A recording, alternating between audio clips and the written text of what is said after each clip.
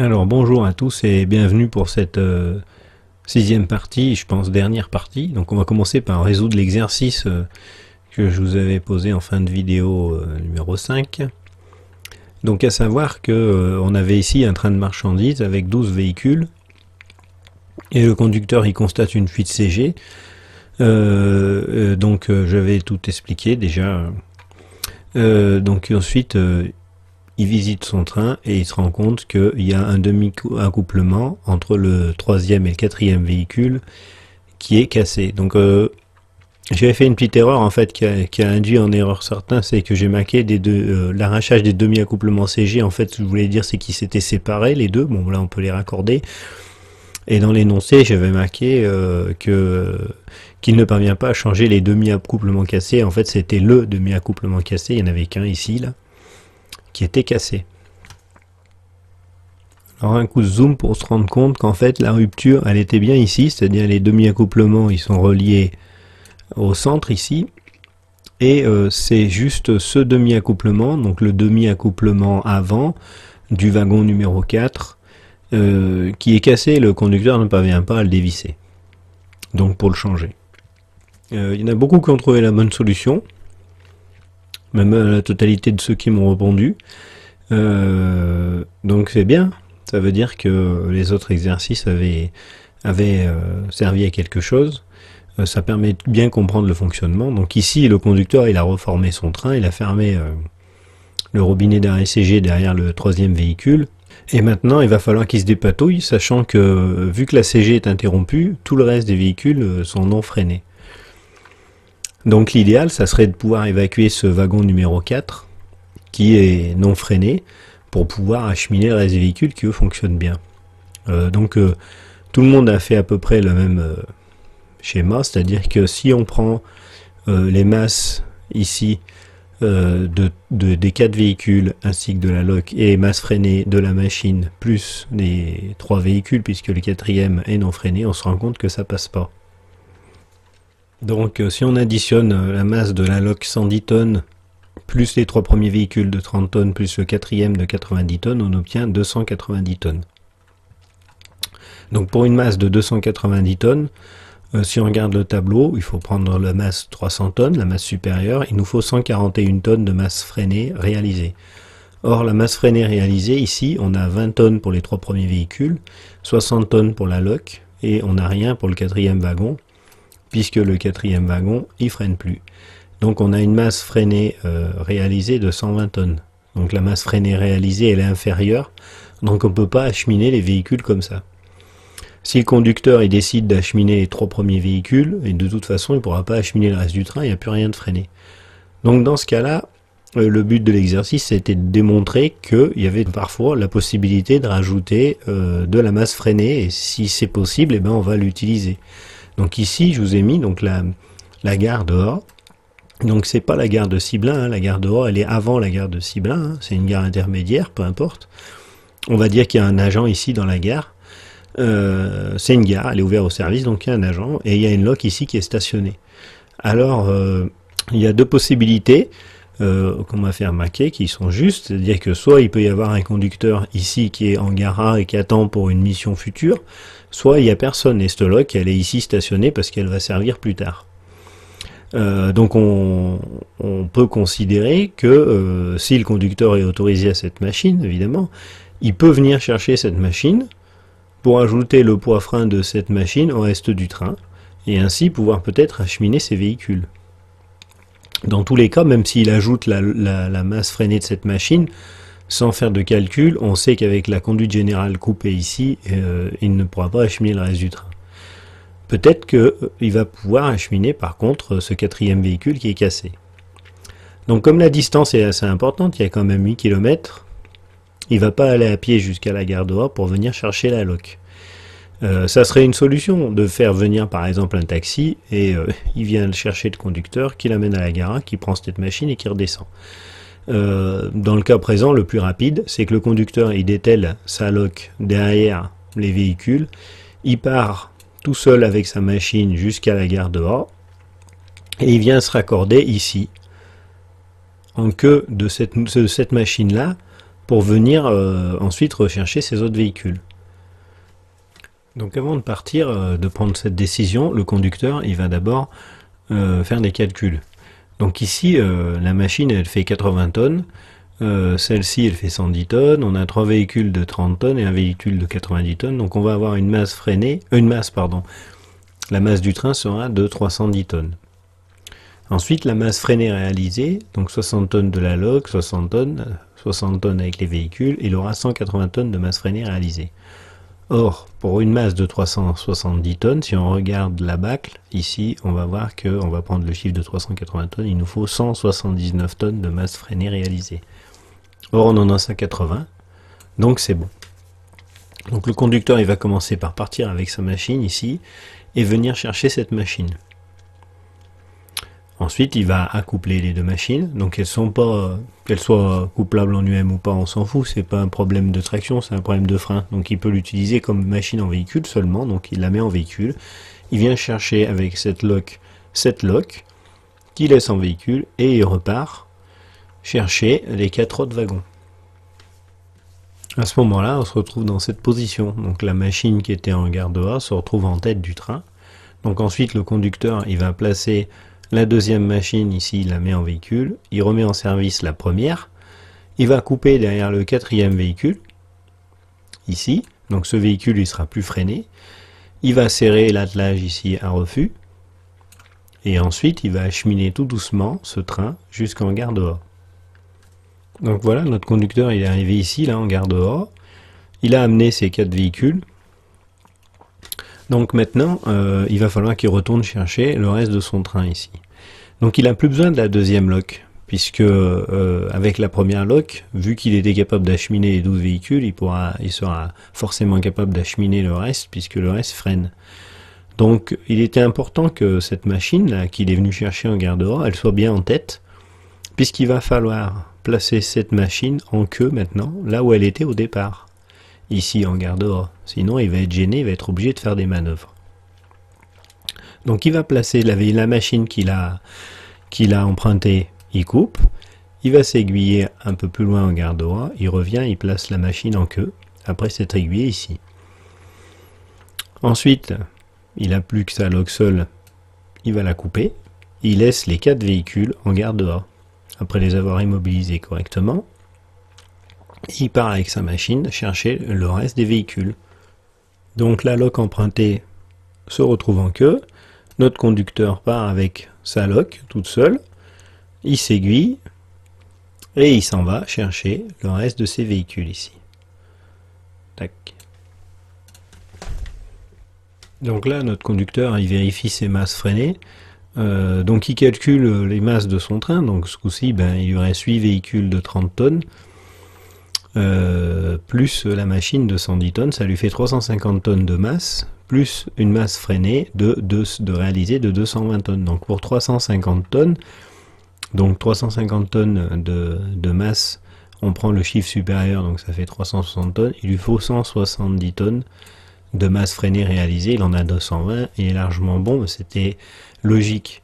Dans ce cas-là, il refait pas encore son bulletin de freinage, puisque il est en train de former son train en gros. Donc le conducteur il sait que toutes les conditions sont réunies, il s'en va avec son train pour venir en gare de A. Donc le conducteur part avec le train, il va en gare de A ici. Donc ce coup-ci il va être reçu sur, sur cette voie, il va venir comme ça et il va venir s'aiguiller pour accorder ses wagons ici. Donc en gros, on va se retrouver dans cette situation. Donc on aura la machine qui était en tête au départ, elle est toujours en tête. On a nos 12 véhicules ici. Donc le 4e véhicule se retrouve en queue ici. C'est le véhicule qui est isolé et on a remis notre lock à sa place. Jusque là on est bon. Alors il y en a beaucoup qui ont coupé le véhicule là, ici, et qui sont partis avec les 11 véhicules qui sont en bon état. C'est un peu pas sympa parce que le but du véhicule c'est qu'il arrive à destination. Quand on fait ça, on ne plaît pas complètement sa mission. Ça peut arriver si on n'a pas le choix. Mais il faut quand même se poser la question de savoir est-ce qu'on peut pas l'acheminer quand même. Parce que ça évitera à une machine de venir chercher ce véhicule et de le laisser en gare de A, ce qui va pas arranger l'agent. Et dans ce cas précis, eh ben, ça passe. Donc on se rappelle, tous nos véhicules, ils font 30 tonnes avec une masse freinée de 20 tonnes, et que le quatrième véhicule qui a une masse différente. Alors si on effectue les calculs, donc on reprend notre bulletin de freinage ici, donc on a une masse totale du train qui est de 530 tonnes, donc cette masse, elle change pas. Le conducteur, il peut la reporter ici sur son bulletin, cette masse, elle va pas changer. Ce qui va changer, c'est la masse freinée réalisée, ici, et donc la masse freinée réalisée, elle était de 340 tonnes.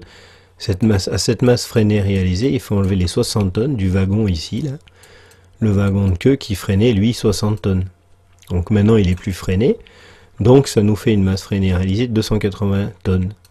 Ici, la masse freinée nécessaire du convoi, elle est de 254 tonnes. Eh ben, elle change pas, puisque la masse du convoi ne change pas. Donc 254 tonnes de masse freinée nécessaire, on a 280, donc c'est bon. On a la masse freinée réalisée. Elle est bien supérieure à la masse freinée nécessaire. Donc le conducteur, il va mettre les étiquettes IS, IN, comme quoi le wagon, il a une avarie, et il est isolé, il freine plus. Il va serrer l'attelage à refus, et il va pouvoir repartir. Et il va acheminer ses wagons jusqu'à Ciblin, et ce wagon, il pourra être dévoyé et placé dans un chantier de réparation. Donc voilà pour la solution de cet exercice.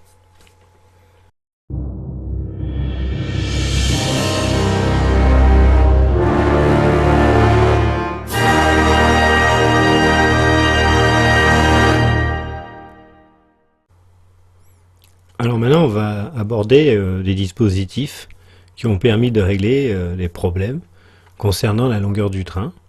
Donc comme on peut le voir ici, on a une machine en tête avec des véhicules. Quand le conducteur il effectue un freinage, l'air il va s'échapper par un tout petit trou de fuite ici. Donc maintenant, on sait de quoi on parle au niveau du robinet du mécanicien. Et les véhicules vont commencer à freiner, donc ça va commencer à freiner par les véhicules de tête, que ce soit un train de marchandises ou un train de voyageurs.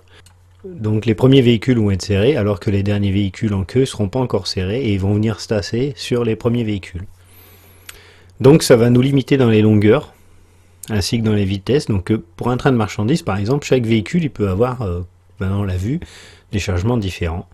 Donc si on a un véhicule lourd, par exemple ici en queue, qui fait 80 tonnes, et que devant on a des tout petits véhicules de 20 tonnes, et ben on comprend bien que ça va vraiment tasser. Et idem, si par exemple en plein milieu du train on avait un véhicule de 80 tonnes, quand le conducteur, le mécanicien va provoquer le desserrage, et ben ça va faire des réactions dans le train, puisque tous les véhicules vont pas desserrer en même temps. Il va y avoir des réactions qui peuvent amener à des ruptures d'attelage, voilà, des secousses. Donc on a des problèmes, donc il a fallu inventer des dispositifs. Donc la vitesse de propagation de l'air, elle est de 300 mètres à la seconde. Ça veut dire que, par exemple, pour un train de marchandises, mettons un train de 400 mètres, il va se passer un peu plus d'une seconde entre le serrage du distributeur sur le premier véhicule et le serrage du distributeur sur le dernier véhicule. Un train de marchandises, il peut avoir une longueur de 700 mètres maximum. Ça va nous donner un temps d'environ 2,5 secondes entre le serrage du premier véhicule et le serrage du dernier véhicule.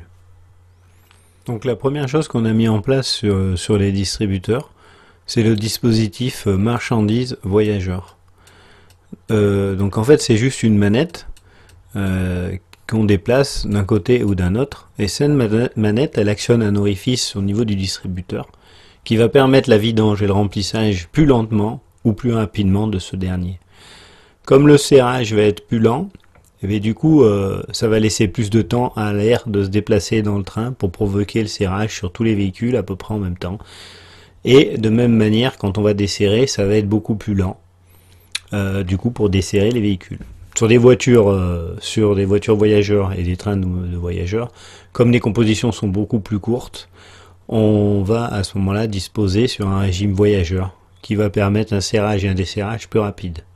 En plus, le train de voyageurs, c'est une composition homogène. Toutes les voitures sont les mêmes, même si elles ne sont pas chargées toutes de la même façon, ça ne joue pas parce que le chargement n'est pas important en personne. Donc on peut avoir un serrage et un desserrage plus rapide. Alors voilà ici le dispositif marchandises voyageurs sur un wagon. Alors pourquoi? Parce qu'on a des wagons qui équipent des trains de messagerie. Donc les trains de messagerie, ils vont être freinés au régime voyageur. Donc on va placer la manette ici sur voyageur. Si le wagon rentre dans un train de marchandises et qu'il n'est pas incorporé au régime messagerie, on va le laisser sur marchandises. Donc ça dépendra de la catégorie de train dans laquelle va se trouver le véhicule. On peut très bien avoir par exemple dans un train de marchandises une voiture voyageur. Parce qu'elle va être acheminée comme un véhicule de marchandises, mais ça sera une voiture voyageur. Donc voilà un wagon.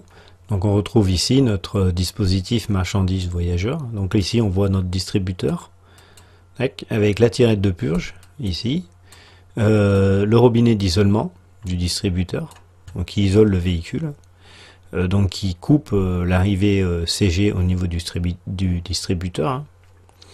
Et ici on retrouve notre commande vide chargé. Suivant si le tonnage du chargement va basculer ou non la manette. Bon, ça on l'avait vu. Donc dans les machines, on va retrouver le même dispositif. Donc on le voit ici hein, au niveau du distributeur. Donc là on est à l'intérieur d'une machine. On voit ici on a un relais là. On est proche du relais principal, du tableau de commande pneumatique. Ici on va marquer M24. Et donc plus haut on a un dispositif marqué V6. Donc on peut basculer cet appareillage sur V6 ou M24. Donc ça correspond à la position voyageur marchandise. Donc un train freiné au régime marchandise, donc quand il aura la loc sur M24, et les véhicules freinés au régime marchandise, il mettra 18 secondes pour obtenir son serrage maximum. Sur un train de voyageurs, il faudra 3 secondes. Et le desserrage, c'est environ le double. Donc pour un train de marchandises, il faut 45 secondes pour desserrer les véhicules. Bien sûr, plus il est long, plus ça va être long à desserrer. Et 15 secondes pour un train voyageur, au régime voyageur. Voilà. Pour vous donner une ordre d'idée des temps. Donc c'est des conduites délicates. Il faut anticiper et pas se précipiter. Donc quand le conducteur il dessert sur un train de marchandises ici, par exemple, eh ben, il va bien attendre un long moment avant de reprendre sa traction. Donc il doit doser son freinage correctement pour pas se planter. Voilà.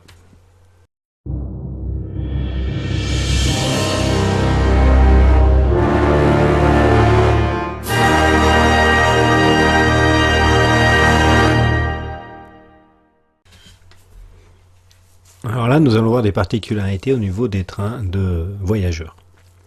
Donc comme on l'a vu, on a la CP ici en rouge. Donc là, je vous ai représenté une loc avec des voitures. Le PBL2 ici. Et ici, notre PBL2 schématisé, comme on l'a vu. Donc on a une CP et une CG. Donc la CG, elle parcourt tout le train, comme on l'a déjà vu. Donc c'est une conduite de sécurité, elle est continue. Et elle provoque l'automaticité du frein en cas de rupture. En plus de ça, on a fait partir notre tuyau CP sur les trains de voyageurs. Il traverse également tout le train. Donc elle est alimentée à 9 bars, on se rappelle, la CP, et elle permet d'alimenter, par exemple, le fonctionnement des portes, les fonctionnements de tout ce qui est pneumatique, des accessoires pneumatiques annexes du train. Donc ensuite, on a placé des distributeurs sur chaque voiture. Donc ici, j'ai représenté schématiquement tous les distributeurs. Donc chaque voiture est équipée d'un distributeur et d'une CG. Et donc on alimente notre CG du train. Donc tous les distributeurs sont alimentés, la CG est alimentée. Donc ensuite, on a alimenté notre CP à 9 bars pour pouvoir alimenter toutes les voitures voyageurs avec cet air supplémentaire. Et ensuite, à partir de ce moment-là, on s'est dit, puisqu'on a de l'air qui circule dans les voitures voyageurs, est-ce qu'on ne pourrait pas utiliser directement la CP pour venir alimenter notre RA ici? Ça éviterait de le réalimenter par le distributeur, et l'un n'empêcherait pas l'autre. Ça permettrait que le réservoir auxiliaire sur les cylindres de frein, sur les distributeurs des véhicules, il se remplisse plus rapidement. et on obtiendrait ainsi un desserrage plus rapide, sans rien changer à l'automaticité du frein, puisqu'en cas de rupture de la CG, de toute façon, il y aurait mise à l'atmosphère et déclenchement du freinage. Donc c'est ce qu'on a fait. Sur chaque voiture voyageur, on a mis en place un détendeur avec un relais qui permet de venir alimenter directement le réservoir auxiliaire de chaque distributeur de chaque voiture. Ainsi, on peut remplir plus rapidement le train de voyageurs et donc provoquer un desserrage plus rapide. Après, en plus de ça, on s'est dit, est-ce qu'on ne pourrait pas rajouter une ligne électrique, vu que maintenant on connaît le PBL2, on sait qu'il marche électriquement, on pourrait raccorder une ligne électrique qui parcourrait tout le train et qui serait reliée à des électrovalves qui permettraient de faire des dépressions directement dans la CG. Donc sur chaque distributeur, on va rajouter une électrovalve. Donc quand le conducteur il va appuyer par exemple sur un bouton, c'est l'idée, ça va ouvrir un robinet et l'air de la CG va s'échapper en même temps sur chaque véhicule. Ça n'empêche toujours pas l'automaticité du frein, puisque donc si jamais ce système tombe en panne, eh ben, le conducteur il conserve tout de même le freinage correctement, quoi. Mais ça augmenterait la réactivité, ça permettrait de serrer plus rapidement. Donc c'est ce qu'on a fait, on a rajouté des électrovalves de serrage sur tous les véhicules. Et en même temps, on a rajouté des électrovalves de desserrage également sur le RA, donc reliés par une conduite électrique, par la même conduite électrique qui permet de provoquer le desserrage également des véhicules, donc plus rapidement. Donc ici, on a rajouté sur chaque distributeur une électrovalve. Donc quand cette électrovalve elle va être excitée, l'air de la CG va s'échapper par cet orifice. Donc on en a mis une sur chaque distributeur. Voilà. Et ici, sur le détendeur, après le détendeur qui va de l'ACP pour venir alimenter le RA, on a mis une électrovalve pour pas alimenter en continu, pour pas que l'ACP alimente en continu notre réservoir égalisateur. Sinon, en cas de rupture de CG, l'air il va s'échapper par la CG et automatiquement il sera rempli par l'ACP. Donc on perdrait l'automaticité du frein. Donc il faut une électrovalve qui commande ce remplissage. Une fois qu'on avait mis toutes ces deux électrovalves sur chaque voiture voyageur, on a rajouté notre ligne électrique. Donc l'autre ligne électrique qui est le FEP en fait, le frein électropneumatique. Alors voilà notre montage complet. Donc ici j'ai représenté en gros le tableau du frein électropneumatique. Alors c'est tout simple en fait. On a un bouton ici pour mettre en service. Donc on place sur le bouton sur service et le frein électropneumatique se met en service. Il faut l'armer avec ce bouton, c'est un bouton d'armement. À partir de ce moment-là, le conducteur il s'occupe plus de rien. Quand il va provoquer le freinage à l'aide de son manipulateur de frein, à ce moment-là, ça va déclencher dans le même temps les électrovalves, soit de serrage, soit de desserrage. Ça va les exciter ou les désexciter. Donc il n'aura pas à s'en occuper. En cas de rupture de cette ligne électrique, ou si une anomalie survient, ça va déclencher le freinage du train. Pour lui, ça sera une anomalie. À ce moment-là, il va se dépanner, enfin il va se rendre compte qu'il y a une anomalie, il va s'arrêter. S'il ne peut plus servir du FEP, il ne pourra plus rouler à la vitesse de 160. Voilà, donc au-dessus de 140 km/h, le FEP devient obligatoire. Donc toutes les voitures en voyageurs seront équipées de FEP, de frein électropneumatique.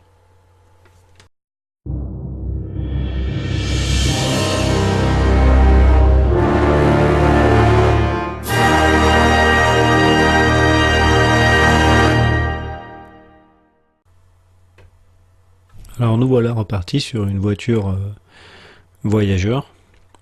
Donc il y a encore un truc qu'on n'a pas vu, c'est que les voitures voyageurs qui sont aptes à plus de 140 km/h sont équipées du frein qu'on appelle frein à haute puissance. Donc ici, là, on retrouve tout un tas d'inscriptions sur les voitures. Donc je vous en avais déjà parlé un petit peu, donc nous celles qui nous intéressent, on va dire que c'est celles qui se trouvent dans ce cadre. Donc je vais vous les expliquer. Donc ici on retrouve les longueurs de la voiture. Donc les longueurs hors tour, avec les tampons, ou entre les tampons, etc. Ici, on a 70 tonnes par exemple. Ça, c'est la masse freinée réalisée de la voiture. EP nous indique que c'est une voiture équipée du frein électropneumatique. K, ça nous indique le type de semelle, que c'est, vous vous rappelez, frité composite. Ici, frein OCHR, ça nous indique le type de distributeur qui équipe la voiture. Et ici, on va retrouver un R, là, dans un losange. Ça signifie que la voiture, elle est équipée du frein à haute puissance. Donc, qu'est-ce que c'est que le frein à haute puissance? Bon, en fait, c'est un grand mot pour pas beaucoup, pour pas grand-chose. Par exemple, déjà, premièrement, c'est que la voiture, elle peut être équipée de disques. Donc là, les disques, mais ils sont fixés sur l'arbre de l'essieu. Donc, ils peuvent être ventilés ou non. C'est comme sur une voiture, et des plaquettes viennent s'appuyer sur les côtés pour provoquer la dissipation et le freinage. Alors également, sur ce type de voiture, on peut avoir une admission d'air au cylindre de frein qui sera supérieure. C'est-à-dire qu'on va avoir plus de pression d'air dans les cylindres de frein, ils seront équipés pour. Donc ils vont freiner beaucoup plus fort. Voilà. Et ces voitures peuvent également être équipées d'anti-enrayeurs, que je vous expliquerai après.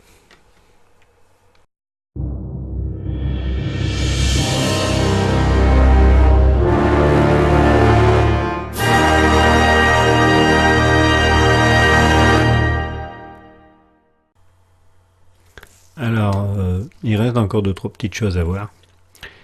Donc ici, je reviens sur la production d'air qu'on a vu dans le premier chapitre. Donc là, j'avais marqué que ça s'appelait le radiateur. En fait, c'est pas faux parce que dans un sens, c'est un radiateur, c'est la même chose, sauf que ça s'appelle le réfrigérant. Donc ça, c'est une petite erreur corrigée, mais pas importante, hein. Donc je sais pas si vous vous rappelez, on a dit on prend l'exemple d'une machine électrique. Donc le compresseur il est alimenté par un moteur électrique et ce courant il vient de la toiture du pantographe. Donc sur les locs, sur les machines électriques, en haut on a ce qu'on appelle une ligne de toiture. Donc c'est une ligne électrique qui permet d'acheminer le courant d'un pantographe à un autre. Donc c'est par là que va passer le courant du pantographe à la ligne de toiture et ensuite il descend à la loque. Le conducteur il ferme les interrupteurs, ça met en route le moteur électrique. Bien sûr il ne fonctionne pas en 1500 volts, hein, il y a des transformateurs. Et le moteur électrique entraîne le compresseur qui lui va va alimenter en air. Donc seulement là où il y a un problème, c'est que pour commander la montée du pantographe, on a un tuyau qui provient des réservoirs principaux et qui vient alimenter en air le pantographe, qui va déverrouiller un système qui va permettre la montée du pantographe. Sauf que si nos réservoirs principaux ici, ils sont à 0, et ben le conducteur il pourra pas faire monter le pantographe, du coup il ne peut pas alimenter électriquement son compresseur et donc faire monter la pression en air. C'est un cercle vicieux, il ne va rien se passer. Donc ici on a bien notre tuyau qui alimente notre pantographe en air, sauf qu'on n'a pas d'air dans les réservoirs principaux. Donc la commande ici, qui permet d'envoyer l'air aux réservoirs principaux, eh ben, elle ne peut pas être alimentée. Donc on s'est dit qu'il faudrait faire, c'est relier sur cette CP un réservoir de secours, donc plus petit, d'une toute petite contenance, juste pour permettre d'alimenter le pantographe. On va y placer un robinet, comme ça quand le conducteur il aura rempli son train, il remplit en même temps son réservoir de secours, il ferme ce robinet, et comme ça l'air reste emprisonné à l'intérieur. Ensuite, pour pas que l'air du réservoir de secours, quand le conducteur il va ouvrir ce robinet, eh ben on va mettre un clapet anti-retour par exemple, pour éviter que l'air du réservoir de secours parte dans les réservoirs principaux. Au moins il va servir qu'à la montée du pantographe. Donc s'il n'y a plus d'air dans les réservoirs principaux, le conducteur pour pouvoir monter son pantographe, il va venir ouvrir ce robinet et il va utiliser l'air qui se trouve dans le réservoir de secours pour venir alimenter son pantographe. Seulement on s'est dit également que imaginons que le conducteur il a oublié de refermer le robinet, les réservoirs principaux se sont vidés, tout l'air du réservoir de secours va se vider. Donc il fallait en plus trouver une autre solution. Donc on a rajouté un compresseur ici. On a rajouté un compresseur qui est relié sur la batterie de la machine.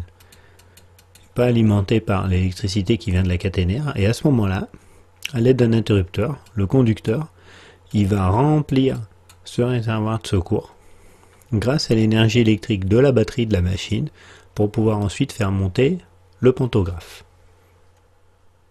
Donc voilà le schéma. Donc on a bien un petit réservoir de secours, donc qui fait quand même une bonne taille, hein, mais c'est un petit réservoir qui est alimenté par un petit compresseur. Donc c'est ce compresseur qu'on appelle le petit cheval. Donc c'est le nom qui était donné aussi sur les compresseurs à l'époque, sur les machines à vapeur, c'est un nom qui est resté. Donc on dit qu'on met en route le petit cheval. Il y a un interrupteur, donc cet interrupteur il se trouve pas dans la cabine, il se trouve derrière dans le compartiment machine. Le conducteur a en face de lui directement le manomètre.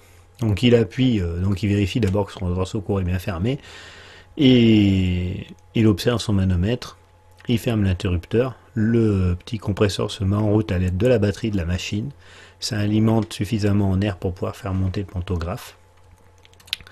Dès que l'air est alimenté, le pantographe monte, le conducteur il finit d'alimenter son réservoir à 9 bars, soit à l'aide de son petit compresseur, mais en général il va se servir des gros compresseurs et des réservoirs principaux, puis quand c'est fini, il pense bien à fermer son robinet pour conserver son réservoir de secours plein. Voilà. Donc ça c'est un dispositif qui se trouve sur toutes les machines électriques. Il y a un réservoir de secours sur la plupart des machines électriques, on va dire, parce qu'il y a peut-être des exceptions, qui permet de faire monter le pantographe quand il n'y a plus d'air aux réservoirs principaux.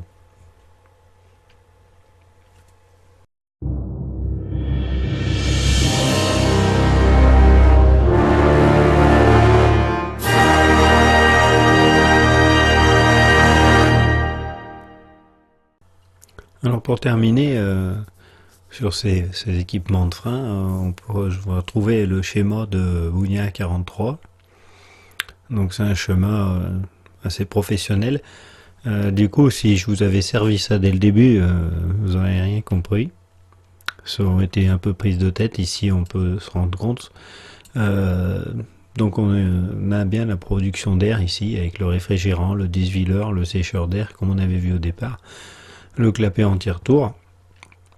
On retrouve nos réservoirs principaux de 9 bars. Donc tout cela, ça descend à des panneaux de contrôle, panneaux de commande du frein, donc on a vu. Et on retrouve ici tous les types d'électrovalves qu'il peut y avoir. Donc là, c'est issu du matériel moderne. Donc l'électrovalve de serrage, l'électrovalve de desserrage, on a une électrovalve de surcharge, donc ça on les a vus, l'électrovalve de neuf, manustat d'inépuisabilité pour alimenter en permanence, enfin pour permettre d'alimenter le manustat de rarement, détendeur des réservoirs égalisateurs. Tous ces appareils, ce sont véritablement les appareils qui équipent une loque moderne, on va dire. Et on arrive ensuite, donc on va dire jusqu'à la production de freins. Donc ici on va retrouver les électrovalves de serrage électropneumatiques, les sevrages de desserrage électropneumatique, donc maintenant vous savez ce que c'est. Les électrovalves de changement de régime, est-ce qu'on peut avoir les changements de régime électriques, qui sont plus manuels, le relais de frein et changement de régime de semelle, etc. Et ici on va avoir des électrovalves d'anti-enrayage, donc elles sont là. Ça c'est deux électrovalves d'anti-enrayage. Donc ici on peut voir les deux dispositifs différents. Il va être soit par cylindre de frein, soit par plaquette et disque.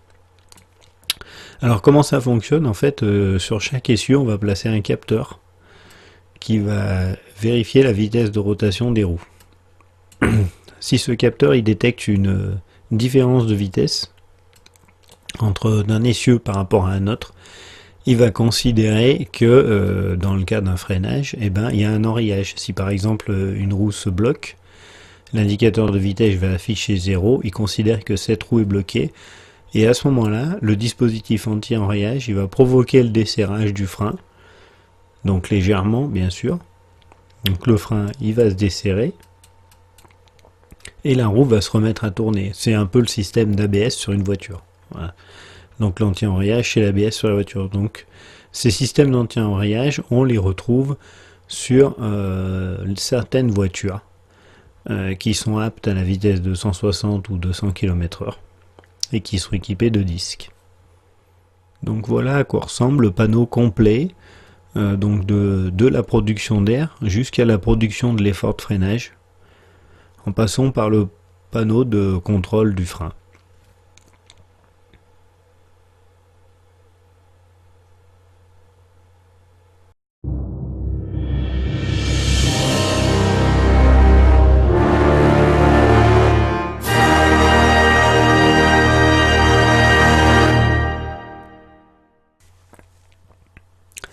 Alors maintenant, je vais vous parler rapidement d'un type de freinage, on va dire, d'un problème posé par le frein. Je ne vais pas le développer. Si jamais il y en a vraiment que ça intéresse, qui me faisait la demande, à ce moment-là, je le ferai, mais il faudrait que je fasse une vidéo juste pour ça. C'est des calculs. C'est ce qu'on appelle le freinage d'arrêt et de dérive. Donc si on prend l'exemple de ce train, par exemple, ici, là, donc on va dire que les véhicules qui sont grisés, c'est les véhicules freinés, et en blanc, les véhicules ne sont pas freinés. On se dit, qu'est-ce qui va se passer si jamais il y avait une rupture d'attelage à ce niveau-là?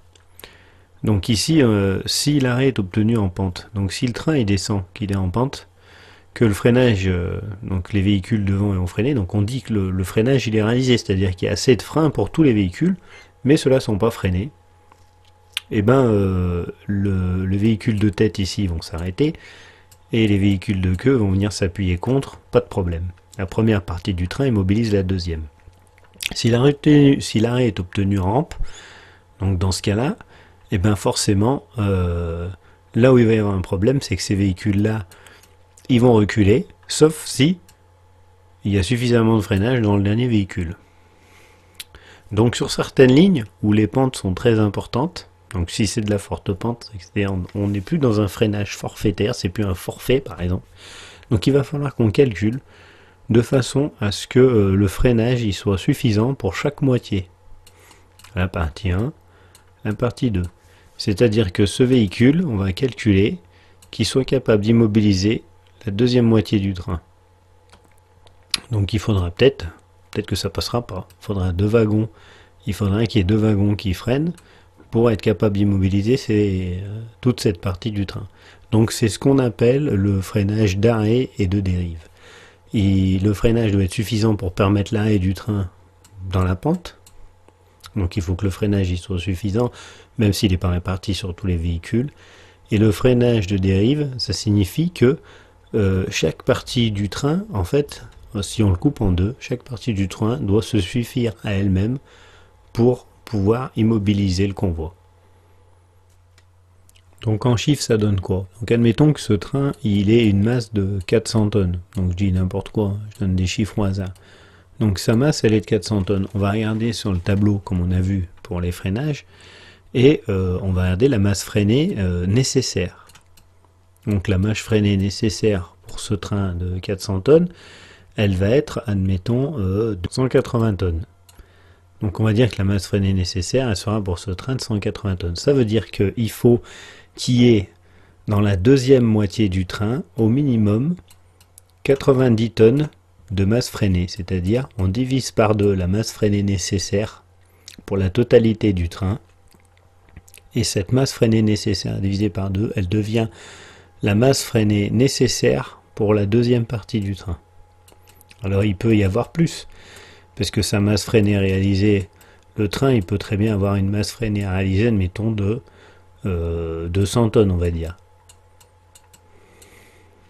Mais si par exemple sur ces 200 tonnes on avait 120 tonnes ici, eh ben, on n'aurait pas suffisamment de masse réalisée dans la deuxième partie, puisque dans la deuxième partie on n'aurait que 80 tonnes. Je ne le détaille pas plus, c'est juste pour avoir une idée de ce qu'était le freinage d'arrêt et le freinage de dérive. Voilà.